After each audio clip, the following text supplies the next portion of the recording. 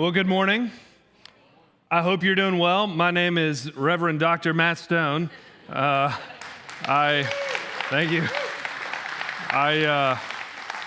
I'm wildly uncomfortable with that language. If you weren't here last week, Sean and Pastor Sean and Pastor Shannon really let the cat out of the bag.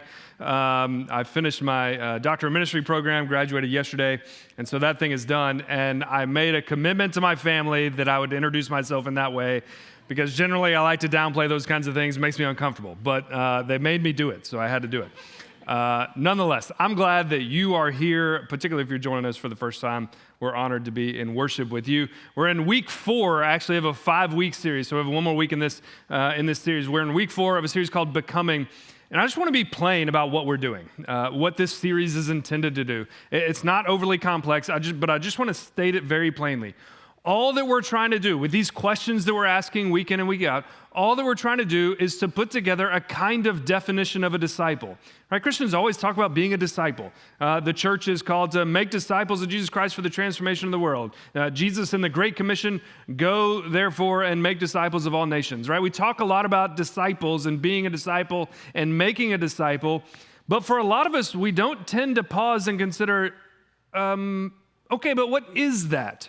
What does it look like to be a disciple? How do we know if we're being a disciple? If you want to make disciples, I got to know if I'm being a disciple first, and then we can make disciples. So all that this series has been driving at is becoming a disciple of Jesus. And we've used these questions as reflective questions. These are questions for you to answer about yourself, not questions for you to throw in the face of your neighbor who's a jerk, but these are questions for you to answer for yourself that are helping us build out that definition of a disciple. So in week 1, do I believe that I'm a child of God? This is where discipleship starts. Do I believe that God has included me in his family by the work of Jesus Christ on the cross and in the grave? Do I believe that by faith, that by grace through faith, I have been saved and become claimed by God as one of God's own children? Do I believe that I'm a child of God? In week 2, does my relationship with God change the way that I live? If I'm going to be a disciple, then that means doing something different than I was doing before, and probably different than the world around me is doing it.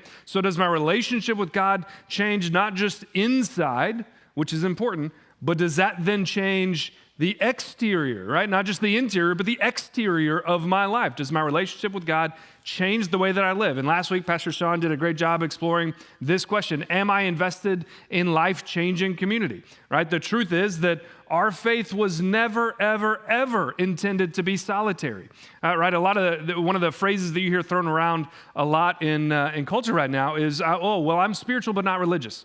Right? Because a lot of people are very skeptical of organized religion or institutional religion. And so we say, I'm spiritual but not religious, which is intended to communicate, I'm kind of doing my own thing. And that's okay, but it's not Christianity. You can't do your own thing as a Christian. It doesn't exist. It never has existed in the entire history of Christianity or in the entire history of our Jewish brothers and sisters as well. A solitary faith has never been a thing. Are you invested in a life-changing community? People who stand with you and beside you and in front of you and behind you. People who lift you up and challenge you, who encourage you and mourn with you. Am I invested in life-changing community? So that's where we've been the last couple of weeks, trying to build this sort of definition of a disciple. And this week, we're going to answer this question, how much am I willing to give? So listen, how much am I willing to give? Like, I know I've sat in your chair. I know that as soon as the preacher starts talking about money, we're kind of putting things in a particular category. And it's the category of get me out of here quickly.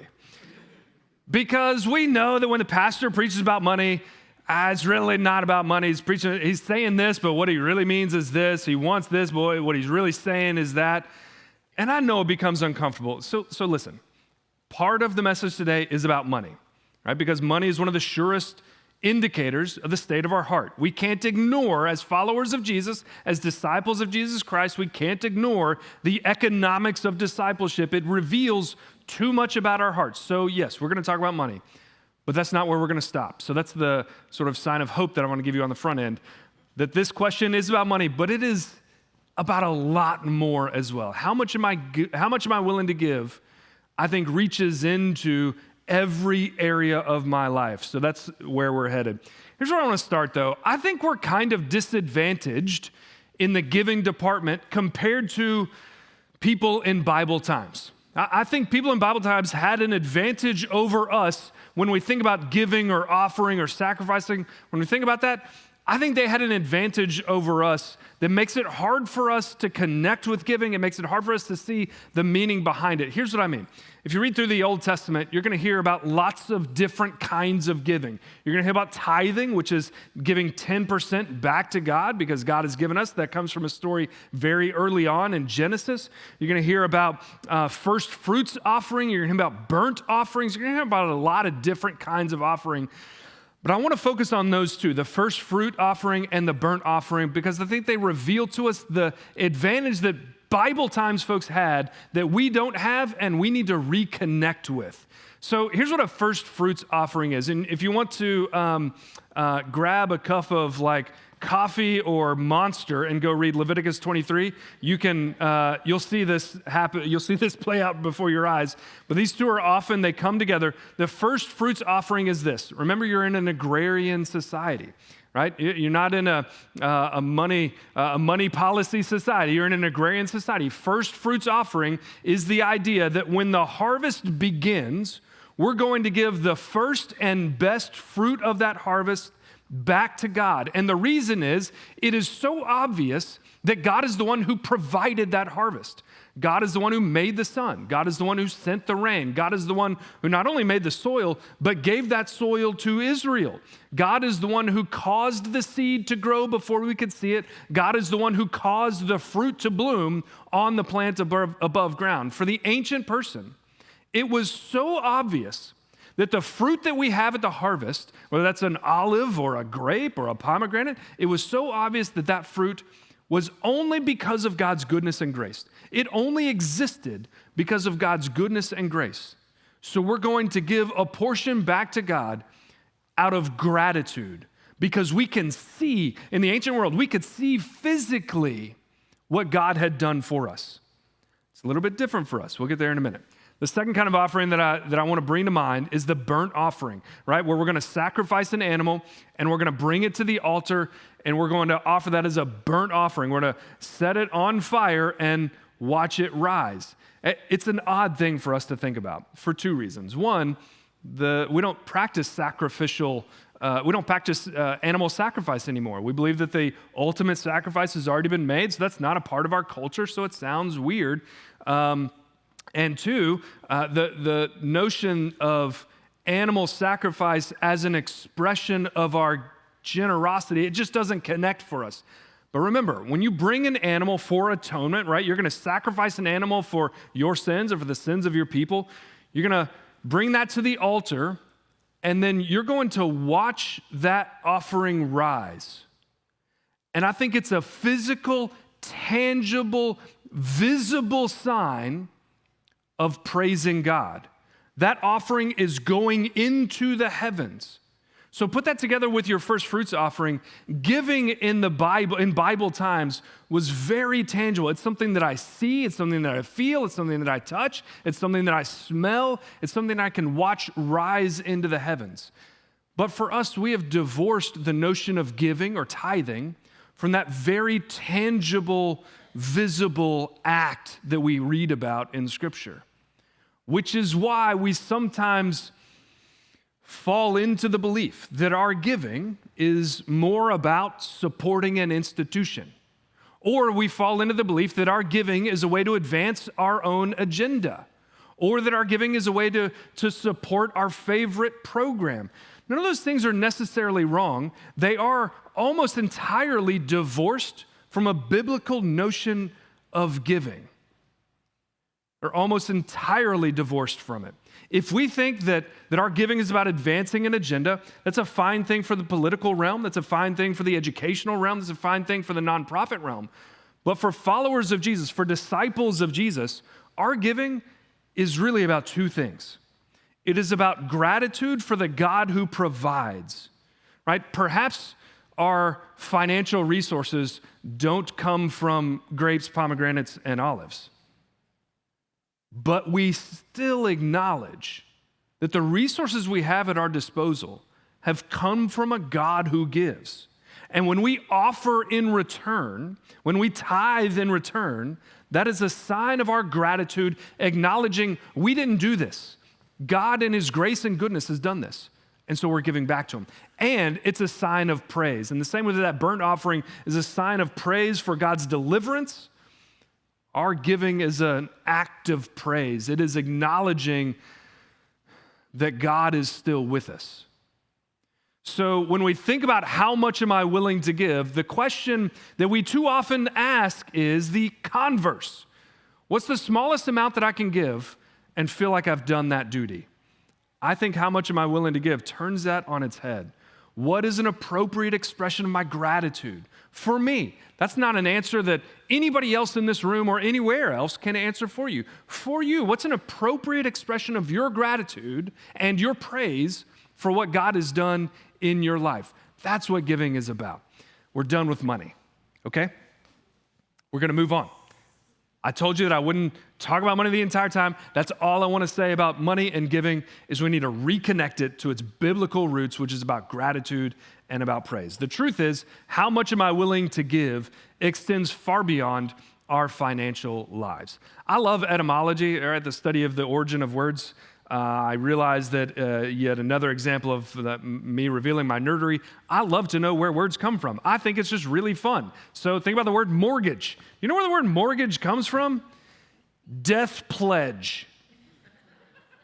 Oh, that's awful. So accurate and so awful. I love etymology. Matthew 25 contains a great etymological origin story for a word that you and I use on a regular basis. And I think it invites us to think about this question that is crucial to our discipleship. How much am I willing to give? If you go to Matthew 25, you'll be able to read the story in a little bit more detail later in the week. I just want to share a few parts of this story. It begins with Jesus telling this story, and he says, look, there's a landowner who has 3 servants, and the landowner is getting ready to go away on a trip. So he calls these 3 servants in, and he gives them each some talents. Now, in the context of the story, a talent was worth 15 years of the average laborer's wages. So 15 years of the laborer's wages. It's a massive amount of money. If you want to translate it to modern dollars, I looked it up this morning. Minimum wage in Georgia is something like $7.15 or something like $7.15, which means that if you're working for minimum wage 40 hours a week for a year, you make $15,000. I'm not sure in what world that's a minimum wage, but that's a different sermon and a different story. So $15,000 a year for your average laborer's wages times 15 is somewhere in the neighborhood of what? $226,000.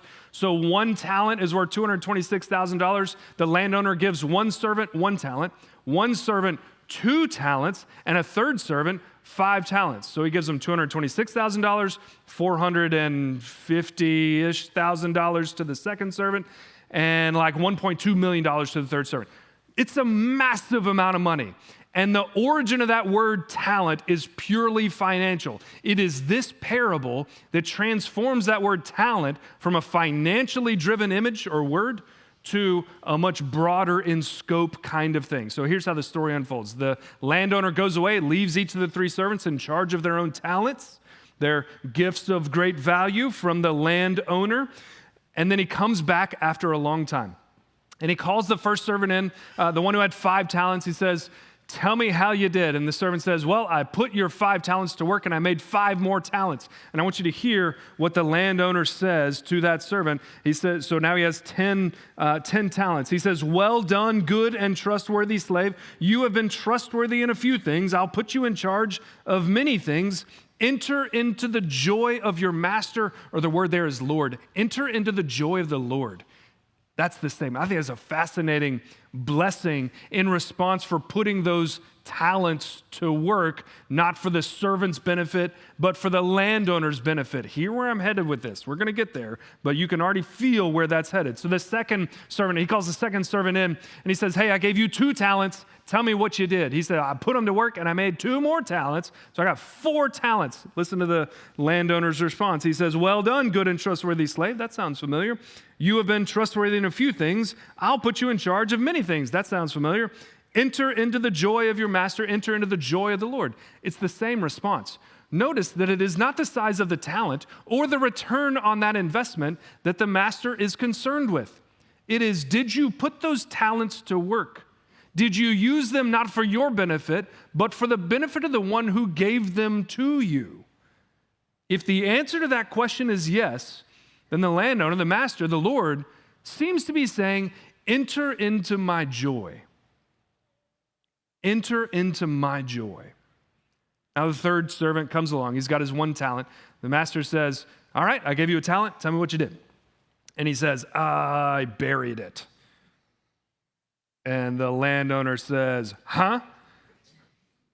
I think it's in the Greek. I'm a doctor. What do you know?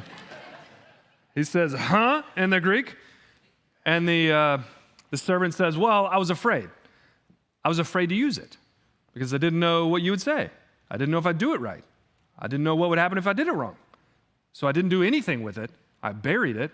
And here's your talent back. Not only did I not produce any fruit with that talent, I am returning it to you. I don't want any part of it, which is quite the bold move. Listen to what Jesus' response is. Listen to what the landowner's response is. It is one of the sharpest few verses that you will hear from Jesus anywhere in the New Testament. He says, you wicked and lazy slave. You knew, did you, that I reap where I don't sow and I gather where I don't scatter? Then you ought to have invested my money with the bankers, and on my return I would have received what was my own with interest. So take the talent from him and give it to the one with 10 talents, for to all those who have, more will be given, and to those and they will have an abundance. But from those who have nothing, even what they have will be taken away. As for this worthless slave, throw him into the outer darkness, where there will be weeping and gnashing of teeth. For the love of all that's holy, Jesus. I mean, he could have softened the edge a little bit on it. It's such a sharp thing that when we read that, it's hard for us to hear anything else that happened before it. Because that doesn't sound like the Jesus that we talk about or read about in so much of the New Testament. And so for some of us, we get really uncomfortable with it. Here's how I like to think about this. Jesus wasn't playing around. He wasn't playing around. When Jesus gives a gift of great value, you and I now call this a talent. That's not just a financial thing. It's a skill. It's a gift. It's a talent. It's a thing that you can do. It's the thing that you are uniquely good at.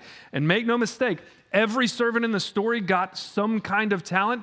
Every one of you has received a talent from God. Every one of you has received a gift of great value from God. And all of us are intended to put that talent to work. Jesus is not playing around with it. But take comfort in what I said just a few moments ago. Remember that success in this world is not about the size of the talent or the return on the investment. Success in this world is answering the question, did you put it to work? Did you use the talent that you were given, not for your benefit, but for the benefit of the one who gave it to you? That, friends, is why the question, how much am I willing to give, is so, so important to us. We have been given extraordinary talents. We have been given time. We have been given treasure. And God expects it to be used. God designed it for you to use it for your glory. And let me be clear. This is not about if you don't work hard enough, then Jesus won't love you. Okay? It's not about that. It's not about if you work hard enough, you'll be saved. It's not about that. This isn't what we believe. It is about the kind of life that is willing to deploy what you have been given from God for God's sake. And we see it all throughout Scripture. Think all the way back to Genesis chapter 12. The first words that God speaks to Abraham, he says, I'm going to make of you a great nation. I'm going to bless you. I'm going to give you a great name so that you can bless those around you.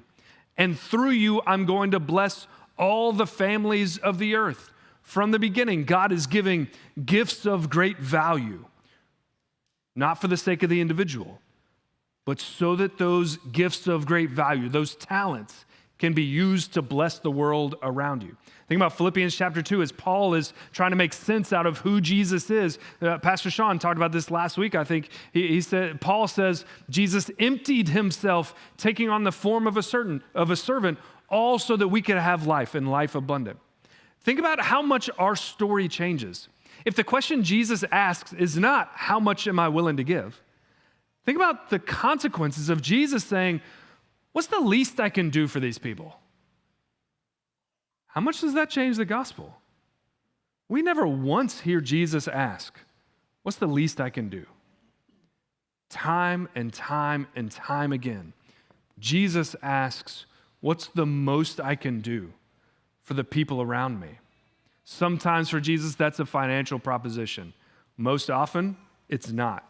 It's about the way that he uses his talent for the sake of the world around him. How much am I willing to give? How much of your time and your talent and your treasure, how much am I willing to give? Not for your sake, but for the sake of the world around you, for the sake of the God who gave you that talent. Will you put that talent to work? Will you put it to work for Booth Middle School? Right, 300 yards that way, huge. But we've talked about this before. I'm going to keep talking about it. 300 yards that way, there is a group of students and parents and teachers and faculty who are desperate for love. Some of them know it. Many of them don't. Are we going to put our talent to work to love the people next door? Think about summer camp here this summer. Maybe you know it as VBS. If you grew up in the church, you know VBS. We call it summer camp. Are you going to put your talent to work? How much are you willing to give for the sake of the 200 children who are going to come here this summer who may or may not yet know that they're loved? They may or may not yet know that they have divine value given to them by the God who created them, and that every one of them is desired by Jesus Christ. Are you going to put your talents to work for their sake? Are you going to put your talents to work for your neighbor? Are you going to put your time to work for your neighbor? Are you going to put your treasure to work for your neighbor who is desperate for somebody to notice that they're dying on the vine? Are you going to put your talents to work for congregational care? That's a weird thing to put your talents to work for. But think about this. Think about the funerals and the memorial services that we host. Think about the people who come here grieving the loss of a loved one, desperate for an opportunity to heal. Yes, to celebrate the life of their loved one, but to begin that healing work that only God can do. And what they need is a group of people to show up and give them chicken tenders. Sometimes God's love looks like a chicken tender. I don't know what to tell you. If nobody shows up to give them the chicken tender, how are they going to know? Right? If we don't provide that kind of hospitality, invite them into that kind of a healing space, what have they missed? And what have we missed? Will you put your talent to work for them? Will you put your talent to work for, think about the ushers and greeters. If you're an usher or greeter, raise your hand in here. We only have a couple. Think about what the ushers and greeters do. Yes, they open doors, they pass baskets, but that's not what they're doing. You know that's not what they're doing. That's the task that they're accomplishing. But what they're doing is welcoming our community into the presence of God. They are facilitating an encounter with the divine. Will you put your talent to work for that kind of thing? Brothers and sisters, the question is not, what's the least I can do and call myself a Christian? The question is, how much? How much am I willing to give? Am I willing to use my time to benefit someone else? Am I willing to use my talent for the sake of my neighbor? Am I willing to use my treasure to relieve the suffering of the poor? How much am I willing to give?